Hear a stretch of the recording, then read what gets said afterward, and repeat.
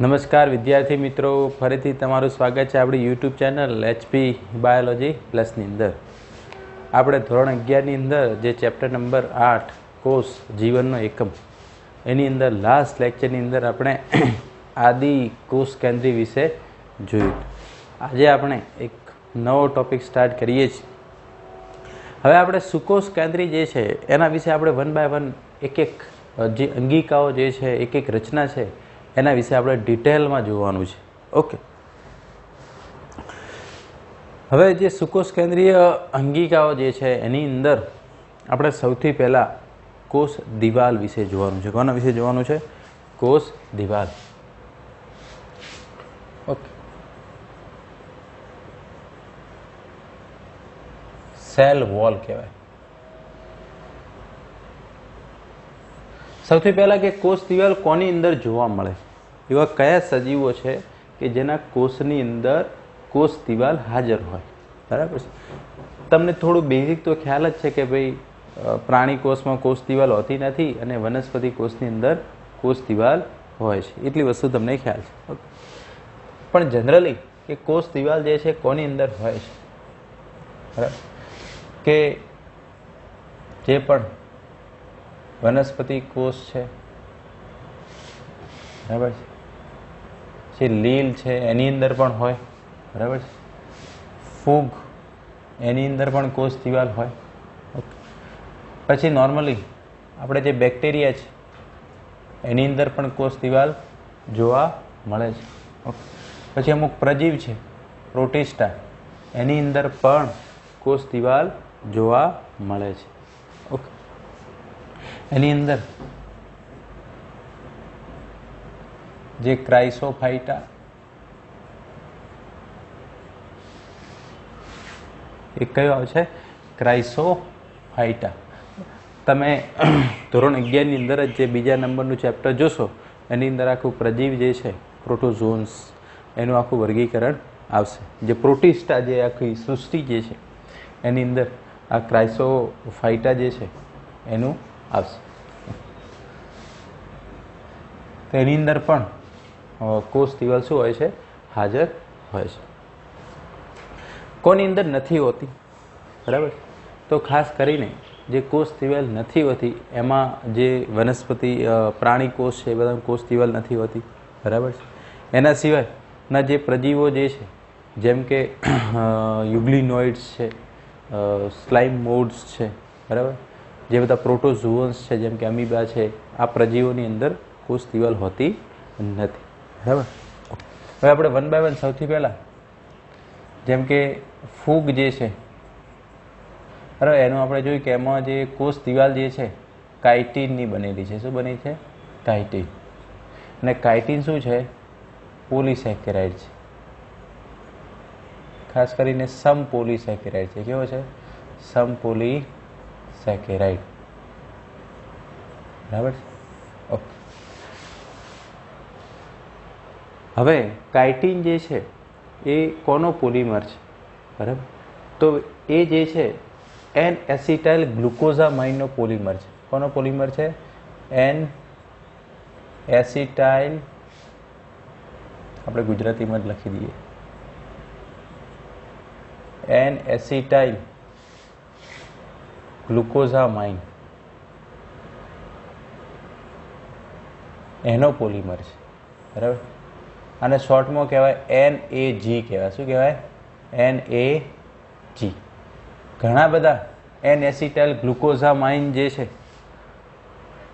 એના અણુઓ ભેગા થાય એટલે કાઇટિન બને. શું બને? કાઇટિન. એટલે ફૂગ જે છે એની અંદર કોષ દિવાલ હોય છે કાઇટિનની બનેલી. ચાલો, પછી જે આપણે બેક્ટેરિયા છે, બેક્ટેરિયા જે છે એની અંદર જે કોષ દિવાલ જે છે આપણને ખ્યાલ છે પેપ્ટિડોગ્લાયકેનની બનેલી છે. બેક્ટેરિયામાં કોષ દિવાલ શેની બનેલી છે? પેપ્ટિડોગ્લાયકેન, બરાબર. પેપ્ટિડોગ્લાયકેન જે છે એ કોનો પોલિમર છે? એ જે છે N acetyl glucosamine plus N acetyl muramic acid. આ નવું નામ આવ્યું, એન એસિટાઇલ મ્યુરામિક એસિડ. બરાબર. આ બધા અણુઓ ભેગા થાય NAG અને NAM. બરાબર છે. એના ઘણા બધા અણુઓ ભેગા થાય એટલે પેપ્ટિડોગ્લાયકેન બને છે. શું બને છે?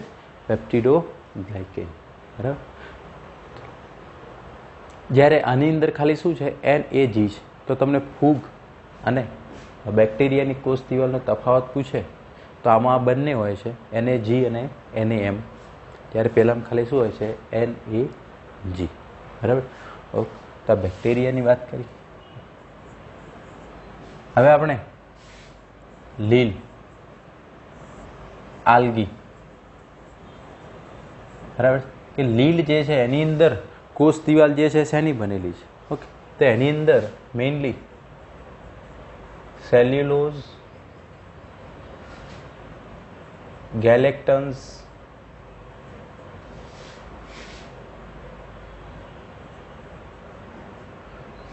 મેનોઝ, ઓકે, અને અમુક જે મિનરલ્સ હોય, કેલ્શિયમ કાર્બોનેટ, એનું બને.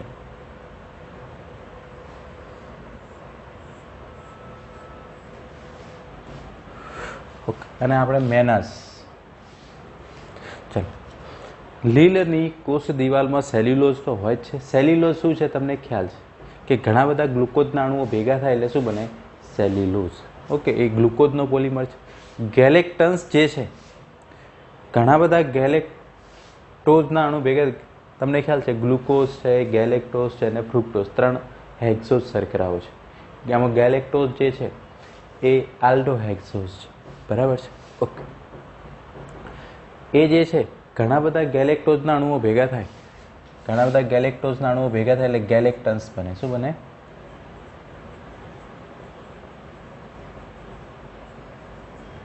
બરાબર. આપણે એન એટલે ઘણા બધા અણુ, ઘણા બધા ગેલેક્ટોઝ. ઓકે. પછી મેનાઝ, જેમ મેનોઝ હોય, આપણે તમને વાત કરી હતી કે આ 2 એપીમર હતા. બરાબર. મેનોઝ જે છે એ ગ્લુકોઝનો C2 એપીમર હતો. બરાબર છે. અને એ જે છે આ C4 એપીમર હતો. કેવો હતો? C4. એટલે ખાલી એક કાર્બન ઉપર જે સ્ટ્રક્ચરલ કન્ફિગ્યુરેશન હોય એનો એપીમર. એટલે ઘણા બધા મેનોઝ જે છે એ બધા ભેગા થાય એટલે મેનાસ બને. તો એની કોષ અને કેલ્શિયમ કાર્બોનેટ, બીજું શેનું બનેલું હોય? Calcium carbonate. આને તમે શોર્ટમાં યાદ રાખી રહો, CGMC. CGMC. સેલ્યુલોઝ, ગેલેક્ટન્સ, મેનાઝ અને કેલ્શિયમ કાર્બોનેટ. ઓકે. ચાલો, હવે આપણે જોવાનું છે મેઇન જે વનસ્પતિ કોષ છે, કે વનસ્પતિ કોષ જે છે એની અંદર કોષ દિવાલ શેની બને. તો આપણે મેજર જે એના એલિમેન્ટ્સ છે પહેલાં એની વાત કરી દઈએ. બરાબર. એની અંદર મેઇન એક સેલ્યુલોઝ હોય, એક શું હોય? સેલ્યુલોઝ હોય. એના પછી હેમી સેલ્યુલોઝ હોય. સેલ્યુલોઝ સિવાય બીજું શું છે? Hemi cellulose. આ બધા પોલીસેકેરાઇડ છે પણ થોડા મોડિફાય છે. સેલ્યુલોઝ તો તમને ખ્યાલ જ છે. પછી હેમી સેલ્યુલોઝ છે. એના સિવાય પેક્ટિન અને પ્રોટીન. આ બધું વનસ્પતિ જે છે એની કોષ દિવાલની અંદર જોવા મળે. હવે આપણે જે આ હેમી સેલ્યુલોઝ જે છે એ શું છે? બરાબર. કે હેમી સેલ્યુલોઝ જે છે એની અંદર મેઇનલી 2 વસ્તુ હોય. એક ગ્લુકોનિક એસિડ. હેમી સેલ્યુલોઝ જે છે, બરાબર, આપણે અહીંયા જેમ ગેલેક્ટન્સ જે છે એ ગેલેક્ટોઝ જે છે એનો પોલિમર છે. એમાં હેમી સેલ્યુલોઝ જે છે એ કોનો પોલિમર છે. બરાબર. તો એમાં જે ગેલેક્ટોઝ હોય, ઝેલ્યુલોઝ છે, આ બધી શર્કરાઓ છે. ગેલેક્ટોઝ છે, ઝેલ્યુલોઝ છે, મેનોઝ છે. બરાબર. ગેલેક્ટોઝ છે, ઝેલ્યુલોઝ છે, મેનોઝ છે, એરેબિનોઝ.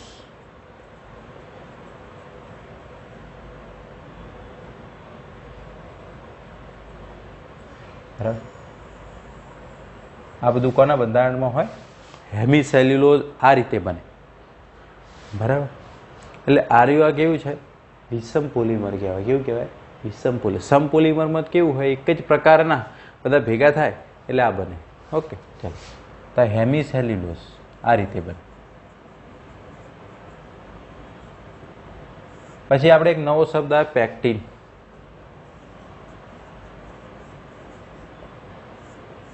કે પેક્ટિનની અંદર શું હોય? બરાબર. આ પણ બધા મોડિફાઈડ પોલિસેકેરાઇડ છે. એની અંદર ગ્લુકોર્નિક એસિડ અને ગેલેક્ટોનિક એસિડ. ગ્લુકોર્નિક એસિડ અને ગેલેક્ટોનિક એસિડ. ગ્લુકોર્નિક એસિડ અને ગેલેક્ટોનિક એસિડ. બરાબર. આમાં જો આમાં ગ્લુકોઝ આવ્યું, આમાં ગેલેક્ટોઝ આવ્યું, એની સાથે પેલા એસિડિક સમૂહ જોડાય છે, એટલે આ પેક્ટિન બન્યું. શું બન્યું? પેક્ટિન. બરાબર. તો આ બધી વસ્તુઓ જે છે એની અંદર આ જોવા મળે છે. ઓકે, આટલી વસ્તુ ખ્યાલ આવી ગઈ. ચાલો, એના સિવાય ઘણીવાર બીજા અમુક વધારાનું ડિપોઝિશન જે છે એની અંદર અમુક વસ્તુ જોવા મળતી હોય. બરાબર. જેમ કે ક્યુટીન છે, બરાબર, એના પછી લિગ્નિન છે, સ્યુબેરિન છે, ક્યુટીન છે, લિગ્નિન છે, બરાબર, સ્યુબેરિન છે, આ બધું પણ જોવા મળે. ઓકે, પેક્ટિનની વાત કરી, પેક્ટિન પણ આવી ગયું. બરાબર. ક્યુટીન જે છે એ આપણે પર્ણ હોય ને એના ઉપરના સ્તરમાં જોવા મળે. બરાબર. જે પાણી જે છે એને બાષ્પોસર્જન થતાં શું કરે? અટકાવે. શું કરે? અટકાવે. Extra protection. ઓકે.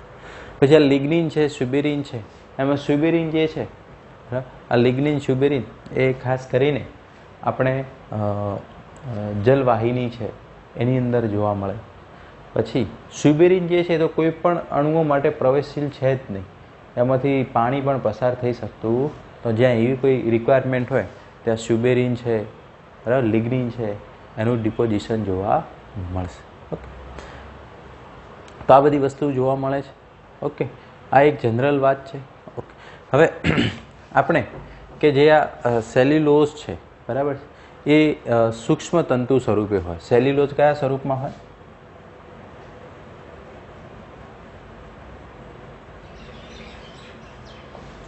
એ સૂક્ષ્મ તંતુ, બરાબર, માઇક્રોફાઈબર. એમાંથી મેક્રોફાઈબર બને. શું બને? સૂક્ષ્મ તંતુમાંથી. નોર્મલી 6000 ડી ગ્લુકોઝના અણુઓ ભેગા થાય ને, 6000 ગ્લુકોઝના અણુઓ ભેગા થાય એટલે એક સેલ્યુલોઝ બને. શું બને? એક સેલ્યુલોઝ બને. બરાબર છે. ઓકે, એના પછી આગળ જોઈએ કે જે આ ગ્લુકોઝના જે અણુઓ જે છે, આ જે સેલ્યુલોઝના અણુઓ જે છે એ ભેગા થઈ અને મિસેલ્સ બનાવે. શું બનાવે? મિસેલ્સ. આ મિસેલ્સ જે છે એ ભેગા થઈ અને સૂક્ષ્મ તંતુ બનાવે. શું બનાવે? સૂક્ષ્મ. અને સૂક્ષ્મ તંતુ ભેગા થઈ અને મહાતંતુ બનાવે. શું બનાવે? 6000 ડી ગ્લુકોઝના અણુ ભેગા થાય સેલ્યુલોઝ. સેલ્યુલોઝ તો તમને ખ્યાલ જ છે, ગ્લુકોઝનો જ પોલિમર છે. એ ભેગા થાય એટલે મિસેલ્સ બને, એમાંથી સૂક્ષ્મ તંતુ બને અને એમાંથી મહાતંતુ બનશે. એટલે સેલ્યુલોઝ એ જે છે અહીંયા એ ફાઈબર ફોર્મમાં હોય. શું હોય? સેલ્યુલોઝ ફાઈબર ફોર્મમાં જોવા મળશે. ઓકે, આટલી વસ્તુ ખ્યાલ આવી. હવે આપણે આગળ જોઈએ. આની અંદર થોડું મોડિફિકેશન છે. પ્રાથમિક કોષ દિવાલ, દ્વિતીયક, તૃતીયક, થોડું ઘણું આની અંદર છે. બીજું તમારે ખાસ ધ્યાન રાખવાનું કે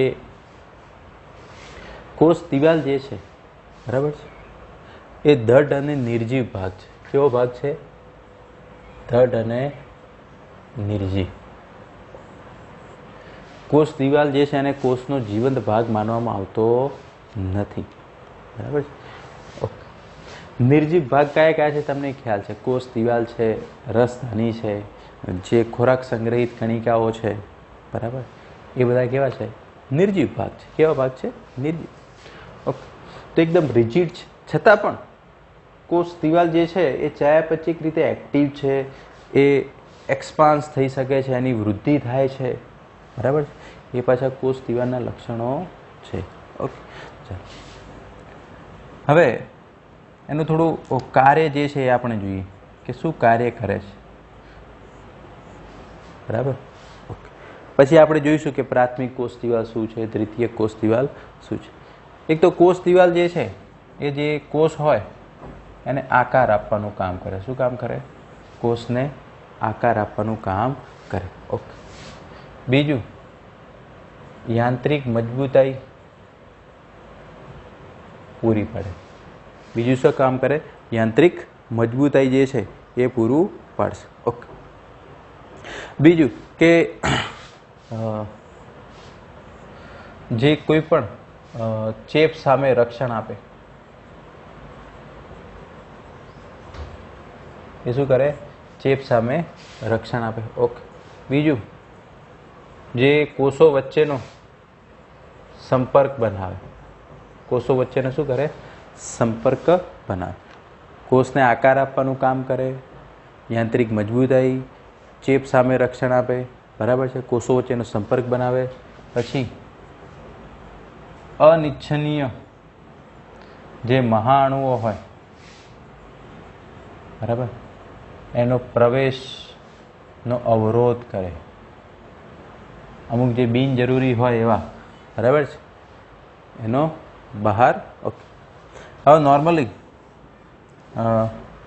આમ બેસિકલી એવું કે ભાઈ કોષ દિવાલ જે છે એ નોર્મલી બધા માટે કેવી હોય? પ્રવેશશીલ હોય. કેવી હોય? પ્રવેશશીલ. બરાબર. ઓકે. હવે તમને ખ્યાલ છે પાછું કોષ દિવાલની શોધ કોણે કરી હતી? કે તમને ખ્યાલ છે 1665માં પેલા રોબર્ટ હુકે જ્યારે જોયું હતું, બરાબર, જે કોર્ક વનસ્પતિની અંદર છેદ લઈને જોયું હતું, તો એણે શોધ કરી. એકચ્યુઅલી એને કોષ દિવાલ દેખાણી હતી. એને સૌપ્રથમ નિર્જીવ કોષ જે છે એનો અભ્યાસ રોબર્ટ હુકે કર્યો. તો કોષ દિવાલનું સંશોધન પહેલાં એ એના ફાળે જાય છે, બરાબર. ઓકે.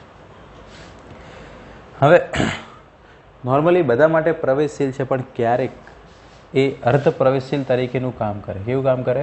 અર્ધ પ્રવેશશીલ. અમુકને આવા દે છે, અમુકને આવા દેતું નથી. જેમ કે અહીંયા છે અમુક મહાઅણુઓનો પ્રવેશ અવરોધન કરે, જે નુકસાનકારક હોય, બરાબર. અમુક ચેપ છે, અમુક બહારથી કોઈ ઇન્ફેક્શન લાગતું હોય, બરાબર છે, તો કોષને એ બધું પ્રોસેસ, બરાબર. બીજું,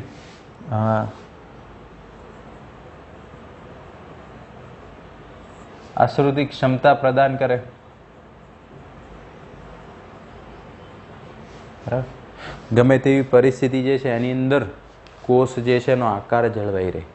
ઓસ્મોટિક પ્રેશર જે છે, આશ્રુતિ દાબ જે છે એને મેન્ટેન કરી રાખે અને કોષનો આકાર જાળવી રાખશે. ઓકે. ચલો. બીજું કે જે જન્યુ હોય એ પછી વનસ્પતિ કોષના હોય કે પ્રાણી કોષના હોય, બરાબર. એમાં કોષ દિવાલ હોતી નથી. પ્રાણી કોષના જે જન્યુ હોય એમાં કોષ દિવાલ શું હોય? ગેરહાજર હોય. શું હોય? એની અંદર કોષ દિવાલ ગેરહાજર હશે, બરાબર. ઓકે. બીજું, કોષ દિવાલ જે છે એની વૃદ્ધિની ક્ષમતા હોય, બરાબર. એ ગ્રોથ થઈ શકે એનાથી કોષની સાઇઝમાં એ વધારો થાય છે, બરાબર. આટલું બેઝિક છે. હવે આપણે જોઈશું કે પ્રાથમિક કોષ દિવાલ શું છે, દ્વિતીય કોષ દિવાલ શું છે, એ બધું કઈ રીતના નિર્માણ થાય છે એ આપણે હવે જોવાનું છે, બરાબર છે. ઓકે. તમે આ સ્ક્રીનશોટ લઈ શકો છો.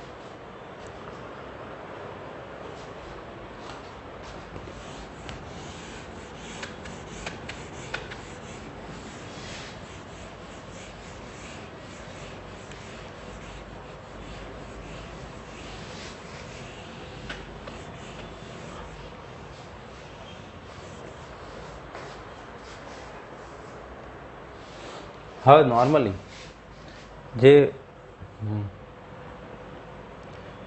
વનસ્પતિ જે છે એની જે પ્રાથમિક કોષ દિવાલ હોય એ સેલ્યુલોઝની બનેલી હોય. શેની બનેલી હોય? સેલ્યુલોઝ. શરૂઆતમાં જે કોષ દિવાલ હોય ને એ સેલ્યુલોઝની હોય. શેની બનેલી હોય? સેલ્યુલોઝ. બરાબર? ઓકે.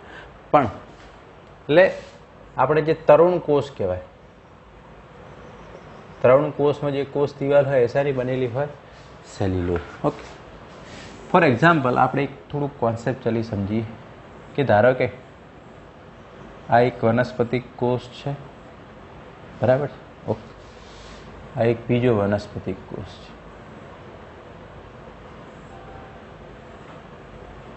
બરાબર?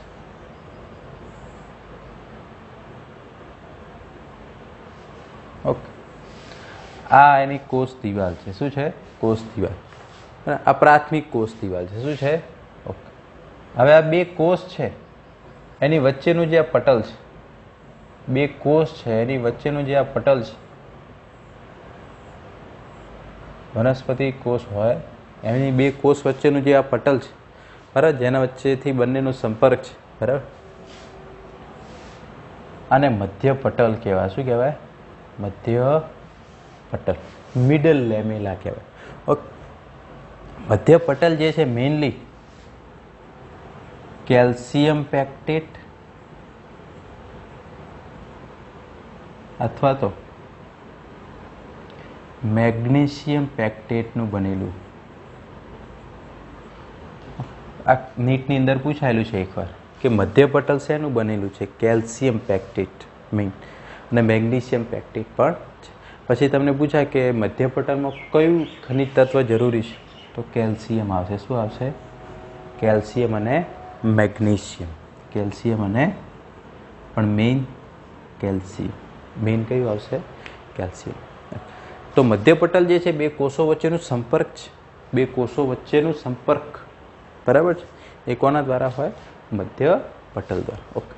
હવે અહીંયા ત્યાં શરૂઆતમાં જે આ દિવાલ છે, બરાબર છે, આ જે દિવાલ છે આ પ્રાથમિક કોષ દિવાલ છે.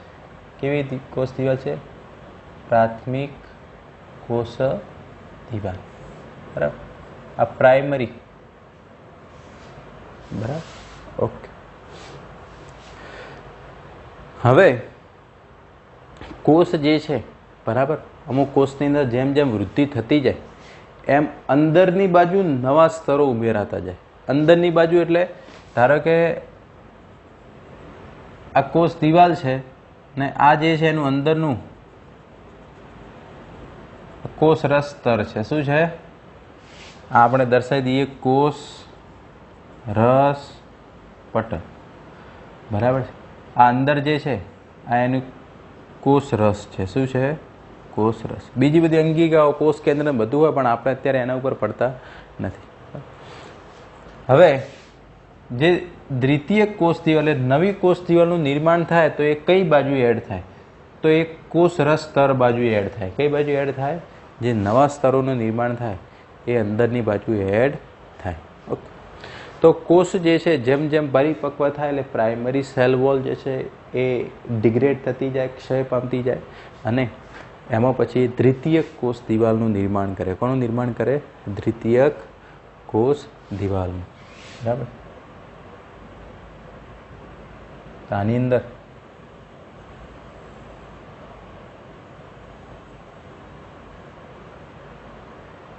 આ દ્વિતીયક કોષ દિવાલ શેનું નિર્માણ થયું? દ્વિતીયક કોષ દિવાલ. બરાબર. તો એ અંદરની બાજુ ઉમેરાશે. તો જે પ્રાથમિક કોષ દિવાલ તો સેલ્યુલોઝની છે, જે દ્વિતીયક કોષ દિવાલ છે એ સેલ્યુલોઝ હોય, હેમિસેલ્યુલોઝ હોય, પ્રોટીન છે, પેક્ટિન છે, એ બધાની અંદર એક્સ્ટ્રા જે ડિપોઝિશન હશે. ઓકે. એની અંદર જે ખાસ કરીને જે સેકન્ડરી સેલ વોલ છે એની અંદર લિગ્નિન છે, સ્યુબેરિન છે, આ બધાનું એડિશન થશે. લિગ્નિન છે, સ્યુબેરિન છે, આ બધાનું એની અંદર એડિશન. ઘણીવાર તૃતીય કોષ દિવાલ પણ એડ થાય. ઘણીવાર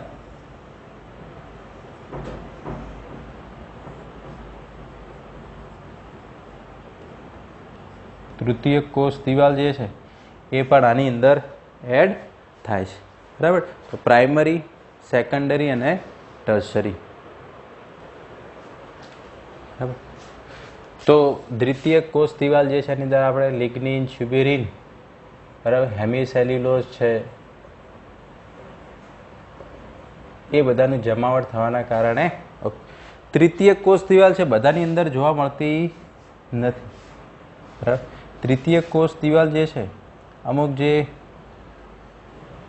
અનાવૃત બીજધારી છે એની જલવાહિનીમાં જોવા મળે છે, એની અંદર જોવા મળે. બરાબર. જલવાહિની જે ઝાયલિન અને હેમિસેલ્યુલોઝની બનેલી હોય છે. એની બનેલી હોય ઝાયલિન અને હેમિસેલ્યુલોઝ. ઓકે. તો એના સિવાય આપણે એક બીજો કોન્સેપ્ટ જોવાનો છે, પ્લાઝ્માડેસ્માટા. કોષરસ તંતુઓ કોને કહેવાય? બરાબર. ધારો કે આ એક વનસ્પતિ કોષ છે. બરાબર. ધારો કે આની અંદર આ ધારો કે સેકન્ડરી ડિપોઝિશન છે. આ કોષરસ સ્તર છે. શું છે? કોષરસ સ્તર. બરાબર. એની અંદર પણ આ જ કન્ડિશન છે. બરાબર. પ્રાઇમરી હોય, સેકન્ડરી હોય, ટર્શરી. હવે આ કોષરસ છે અને આ કોષરસ છે. તો વનસ્પતિમાં બે કોષો વચ્ચેનો સંપર્ક તો મધ્યપટલ દ્વારા હોય, પણ બે કોષ રસ હોય એનો સંપર્ક જે છે એ કોષરસ તંતુઓ દ્વારા હોય. કોના દ્વારા હોય? કોષરસ તંતુઓ દ્વારા. તો આખું એક બ્રિજ જે છે આ શું કહેવાય? કોષરસ તંતુઓ. વનસ્પતિમાં બે કોષોના કોષરસ વચ્ચેનો જે સંપર્ક જે છે, બે કોષોના કોષરસ વચ્ચેનો જે સંપર્ક જે છે એને કહેવાય એ કોષરસ તંતુઓ દ્વારા છે. એના દ્વારા એક કોષમાંથી બીજા કોષમાં બધા દ્રવ્યોની અવર જવર થાય. આને ઇંગ્લિશમાં કહેવાય પ્લાઝ્માડેસ્માટા.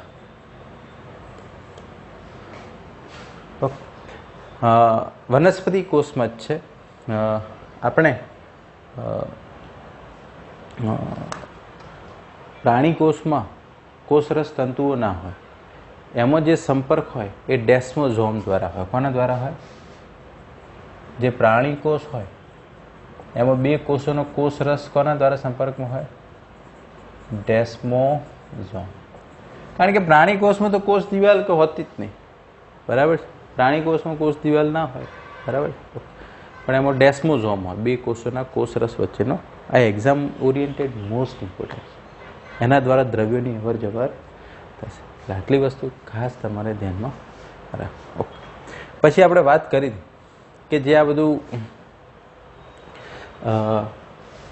આપણે જે આ લિગ્નિન છે, ક્યુટીન છે, બરાબર, આ બધા ડિરાઇવ્ડ લિપિડ છે. શું છે? Derived lipid. બરાબર.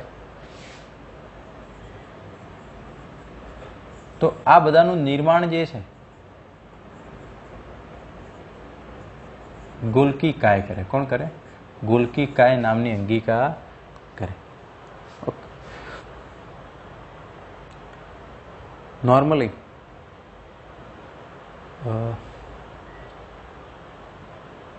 એટલે આ લિપિડ છે એટલે આને ગોલ્કી કાય નહીં, સ્પિરોઝોમ્સ કરે. શું કરે? સ્પિરોઝોમ.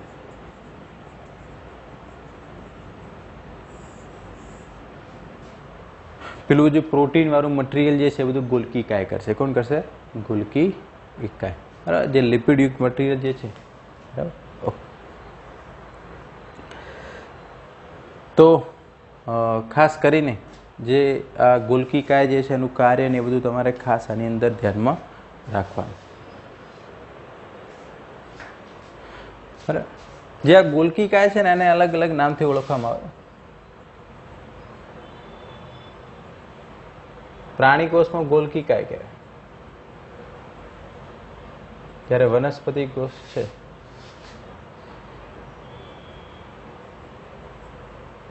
એમાં ગોલ્કી કાયને ડિક્ટિયોઝોમ કહેવાય. શું કહેવાય? ડિક્ટિયોઝોમ. બરાબર. તો આપણે કોષ દિવાલની અંદર તમારે આટલી વસ્તુ ધ્યાનમાં રાખવાની. બાકીનું જે છે આપણે નેક્સ્ટ લેક્ચરની અંદર જોઈશું. Thank you.